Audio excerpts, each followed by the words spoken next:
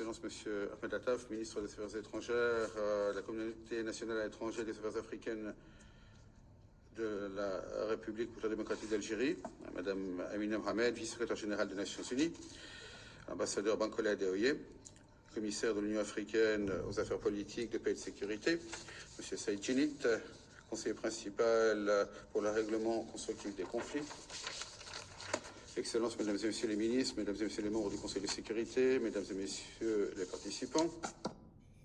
Permettez-moi tout d'abord de remercier Son Excellence le ministre, Monsieur Attaf, d'avoir organisé à point nommé ce débat et d'avoir invité le Rwanda à y participer.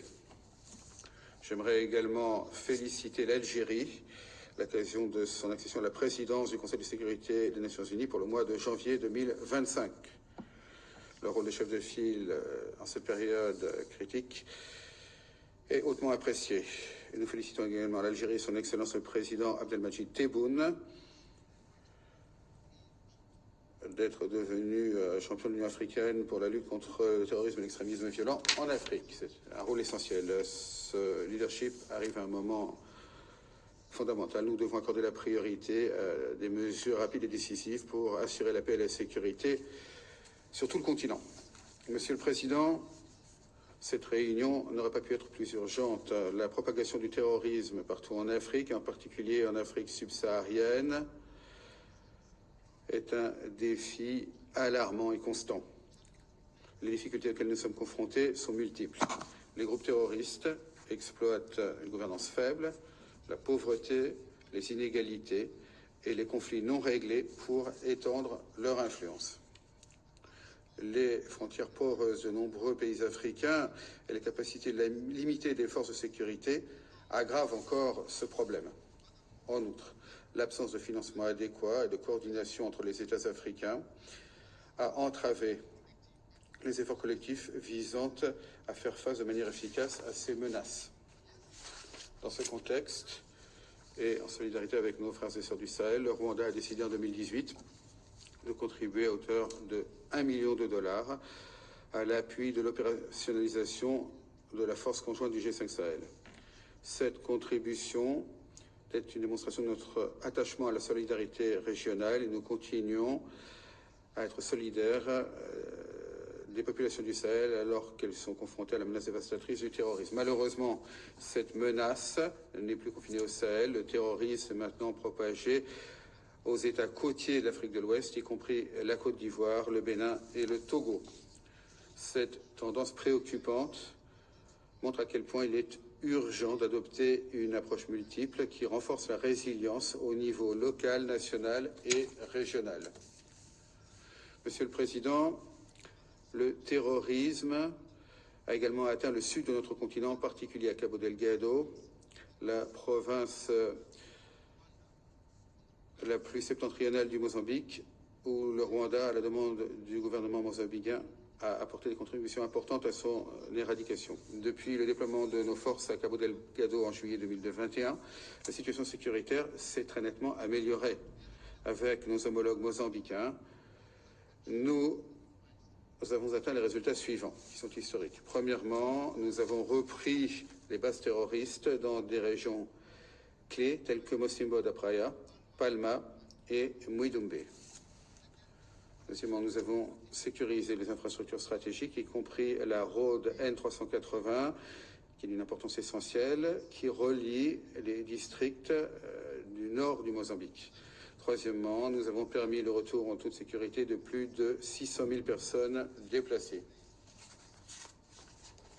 Et quatrièmement, nous avons rétabli les services de base tels que les écoles, les marchés et les centres sanitaires dans des zones qui avaient été détruites. Pour consolider ces acquis, nous avons décidé de déployer 2500 soldats supplémentaires au Mozambique, en renfort des 1000 soldats déployés en 2021. Cette initiative démontre notre engagement indéfectible pour assurer la paix et la stabilité dans la région. Monsieur le Président, plus près du Rwanda, la région des Grands Lacs continue à être confrontée à la menace du terrorisme, en particulier de la part des forces démocratiques alliées, les FDA, qui sont présentes dans l'est de la République démocratique du Congo, la RDC. Les FDA, qui sont l'un des groupes les plus responsables des pires violations des droits humains en RDC, ont tué plus de 650 civils depuis juin 2024, y compris plus de 200 rien que dans la région du Béni.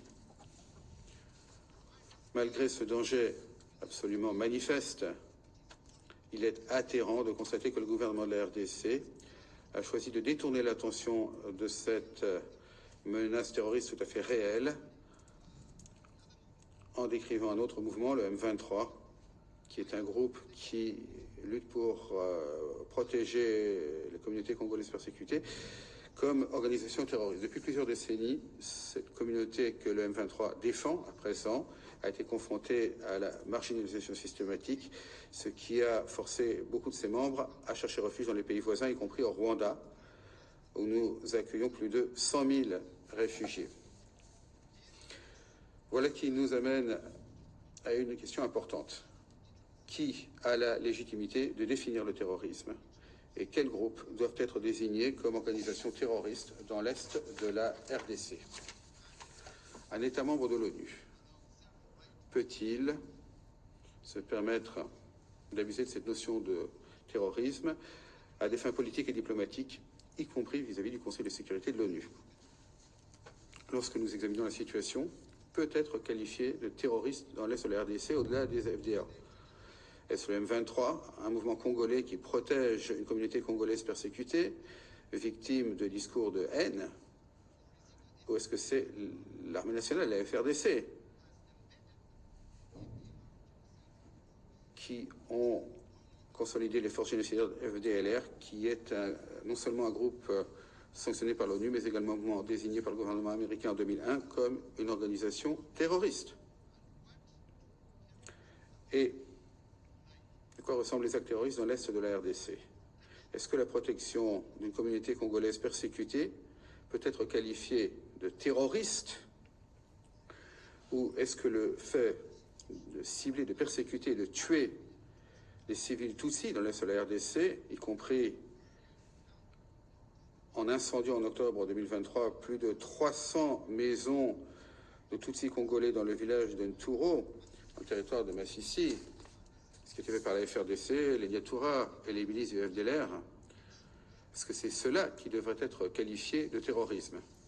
Nous ne pouvons pas espérer régler la menace du terrorisme si nous n'arrivons pas à identifier ces véritables auteurs et à lutter contre eux. La communauté internationale doit faire en sorte que les efforts visant à lutter contre le terrorisme reposent sur l'impartialité, la justice et un véritable attachement à la paix.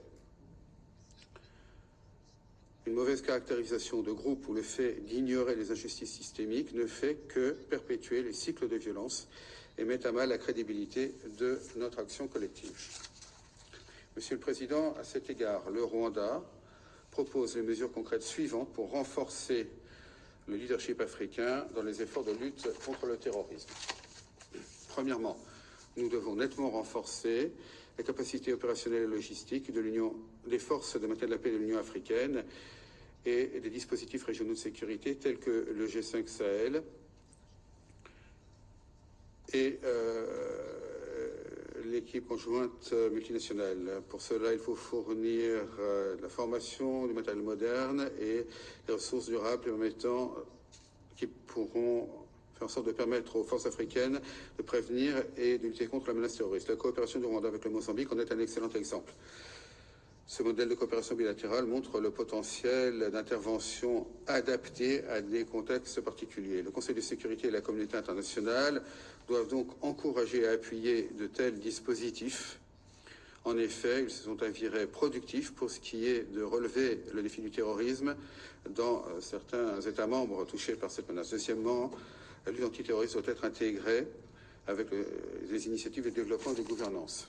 Le terrorisme prospère dans les régions où la pauvreté, le chômage et l'absence de services de base sont la norme. Nous devons investir dans des programmes de développement durable qui permettent de lutter contre les causes profondes de l'extrémisme violent. Les gouvernements doivent œuvrer pour remédier à l'absence de gouvernance qui exploite les terroristes pour semer la discorde et recueillir le soutien. Troisièmement, nous devons continuer à renforcer le dispositif de paix et de sécurité africain, APSA en anglais. Pour cela, il faut faire en sorte que les cadres institutionnels soient pleinement opérationnels et les moyens de fournir des réponses en temps voulu adaptées à la région. La mobilisation de ressources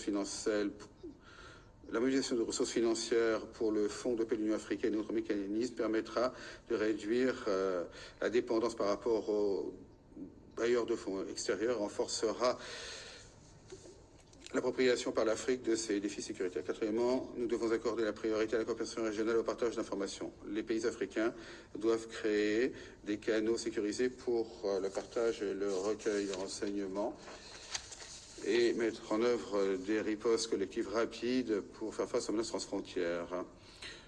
Cette approche doit également inclure des partenariats avec les alliés internationaux qui peuvent appuyer le renforcement des capacités et la mobilisation des ressources. Cinquièmement, la prévention doit être au cœur de notre stratégie. Les gouvernements doivent mettre en œuvre des programmes d'intervention rapides pour lutter contre l'extrémisme violent.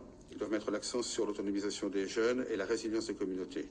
La promotion de la tolérance, le respect des droits humains et l'inclusion grâce à des initiatives venant de la base aideront à remédier aux griefs qu'exploitent les extrémistes.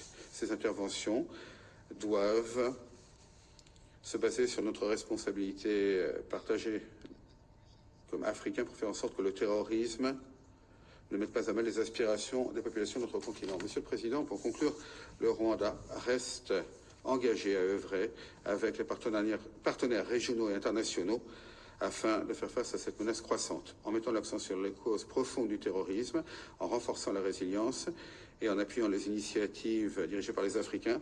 Nous pouvons parvenir à un continent plus sûr et sécurisé pour tous. Je vous remercie.